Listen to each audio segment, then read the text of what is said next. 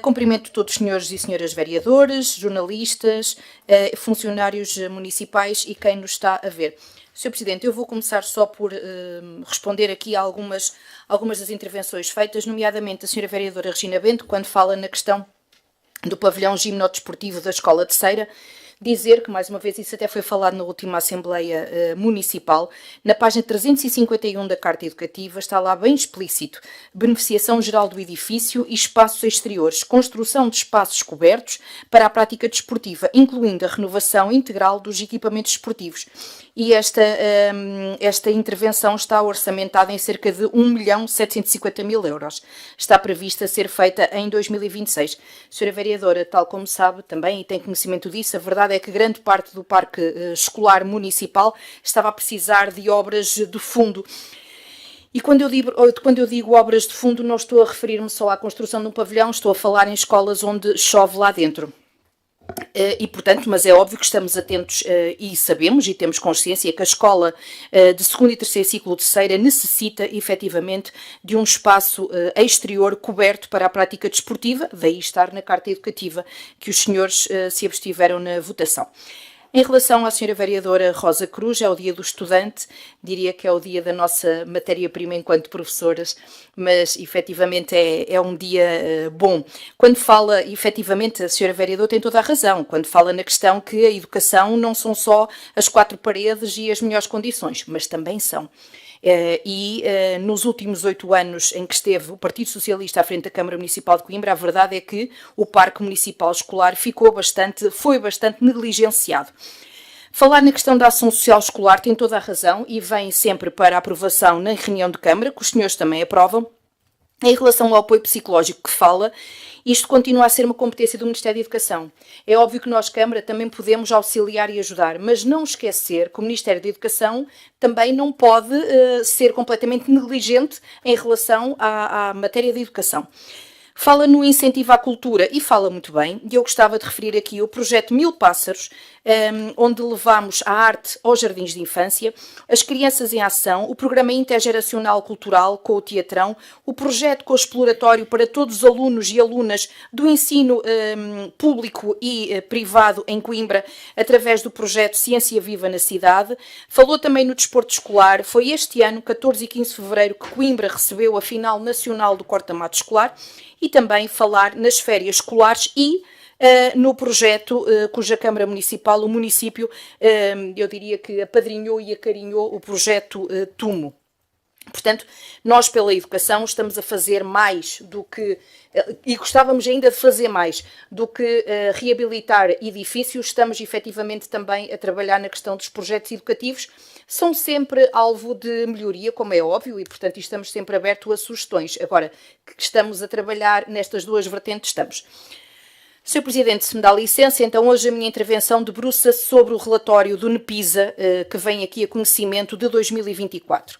O relatório, que foi aprovado por unanimidade na última reunião do NEPISA, o Núcleo de Planeamento e Integração da População em Situação de Sem-Abrigo, no dia 5 de março, refere os 4 principais problemas das pessoas que estão em situação de sem-abrigo e são eles: a prevalência de problemas de saúde mental, a dificuldade na articulação com os serviços de saúde, a dificuldade de inserção no mercado de trabalho e também os problemas, que eu consegui apagar isto aqui do meu documento, o segundo era os problemas de habitação na vida cotidiana.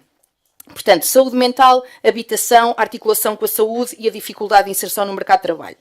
Fazendo aqui a distinção entre a população sem teto, a que vive no espaço público e que está alojada em abrigos de emergência, e a população sem casa, que se encontra em alojamentos temporários, é referido que a 31 de dezembro de 2024, no Concelho de Coimbra, contabilizavam-se 93 pessoas sem teto e 104 pessoas sem casa, totalizando 197 pessoas que se encontravam em situação de sem-abrigo.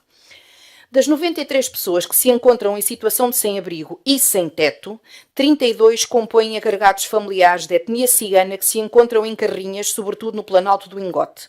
35 pernoitavam no Centro de Acolhimento de Emergência Noturna, fruto do protocolo entre o município de Coimbra e a Fundação ADFP, e 29 pessoas encontravam-se na rua, sendo que os técnicos gestores de casa têm procurado respostas e serviços com o objetivo de retirá-las da rua. É de sublinhar que estas pessoas aqui referenciadas têm um plano individual de inserção, elaborado e desenvolvido com a participação ativa da pessoa, tendo em conta as necessidades, ambições e desejos de cada um. Os planos individuais de inserção são uma abordagem personalizada que visa promover a autonomia e o bem-estar, ajudando a pessoa a ultrapassar a situação de vulnerabilidade.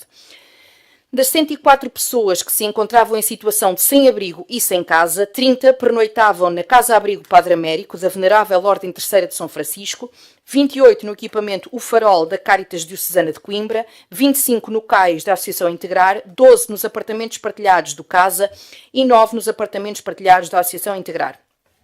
A 31 de dezembro de 2024, 20% das pessoas em situação de sem-abrigo e sem casa estavam em apartamentos partilhados e 80% em respostas de alojamento temporário.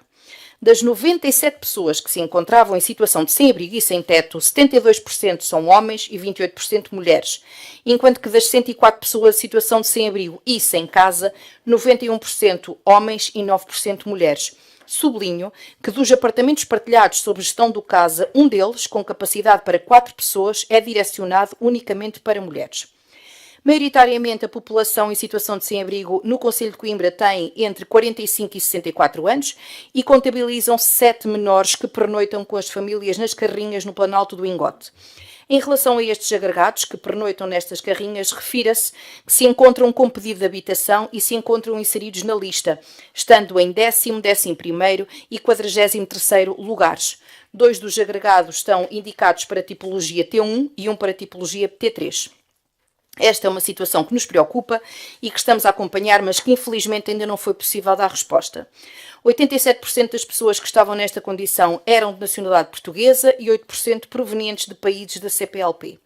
Das várias causas enunciadas para terem chegado a esta situação, destacamos a ausência de suporte familiar, o desemprego ou precariedade no trabalho, a dependência de álcool ou de substâncias psicoativas, problemas de saúde mental. No que diz respeito à geografia dos locais de pernoita, referentes à população em situação de sem-abrigo e sem teto, esta é condicionada pelo estado do tempo, pelas características dos edifícios e pela proximidade ou afastamento face às movimentações. No entanto, esta geografia é extremamente dinâmica e flutuante e sobressaem os principais pontos: Rua da Sota, Rua Rosa Falcão, Avenida Fernão Magalhães, Viaduto da Casa do Sal, Baixa da Cidade, Antiga Fábrica de Porcelanas na Arregaça, entre outros. A evolução do número de pessoas que se encontram em situação de sem-abrigo é complexa de se fazer, dado que a própria Estratégia Nacional mudou a composição, a definição das pessoas que deveriam integrar este número.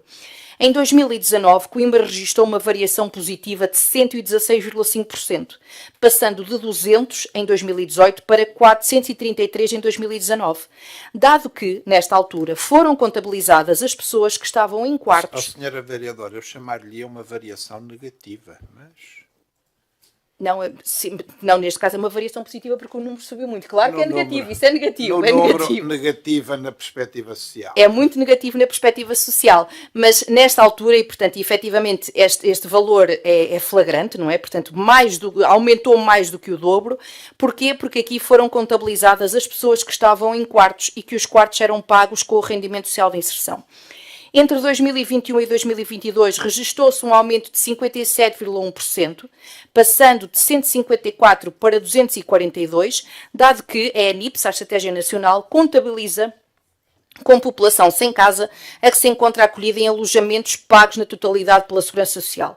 Também ainda em 2023 a Estratégia Nacional voltou a mudar aqui a composição deste número e determinou que as pessoas que vivem em carrinhas devem também ser contabilizadas. No último ano em análise, e portanto 23 e 24 a análise manteve-se, o Concelho de Coimbra registrou uma diminuição de 27,6% do número de pessoas em situação de sem-abrigo. De 2023 para 2024, contabilizou-se uma redução de 75 pessoas em situação de sem-abrigo no Concelho de Coimbra e destas, 32 foram integradas em habitação permanente e os restantes ou mudaram de concelho ou o paradeiro passou a ser totalmente desconhecido. Esta sim é uma variação mais do que positiva do ponto de vista social.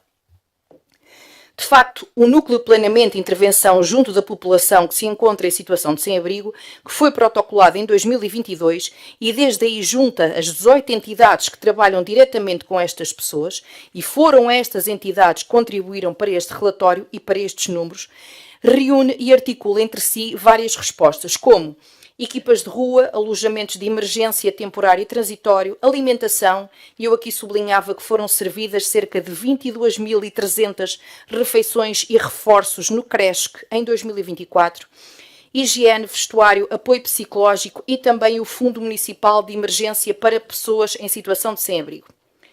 No entanto, e estou mesmo a terminar, os números e as percentagens são importantes, mas muito mais importante é cada uma das pessoas que se encontra nesta situação. Cada pessoa, cada uma delas com a sua história, a sua bagagem, as suas experiências, as suas vivências, e quando entendermos a complexidade que é o trabalho social, sobretudo dirigido a estas pessoas, vamos deixar de utilizar este flagelo da sociedade e da comunidade politicamente, passando a vê-lo civicamente, em que todos temos responsabilidades, quanto mais não seja de sinalizar às entidades competentes, neste caso ao NEPISA, e deixo aqui também o e-mail nepisa@cmifancoimbra.pt para que possam sinalizar se virem alguma pessoa em situação de sem-abrigo a necessitar de algum auxílio. Não posso também deixar de realçar que a diminuição do número de pessoas em situação de sem-abrigo entre 2023 e 2024 se deve ao trabalho em rede de todas as entidades que compõem o NEPISA, a quem, enquanto coordenadora deste núcleo, deixo a minha palavra de reconhecimento e de agradecimento. Sr. Presidente, eu termino a minha intervenção solidarizando-me com o voto de pesar apresentado pelo Sr. Vereador Francisco Queiroz em relação ao professor Manuel Miranda. Muito obrigada.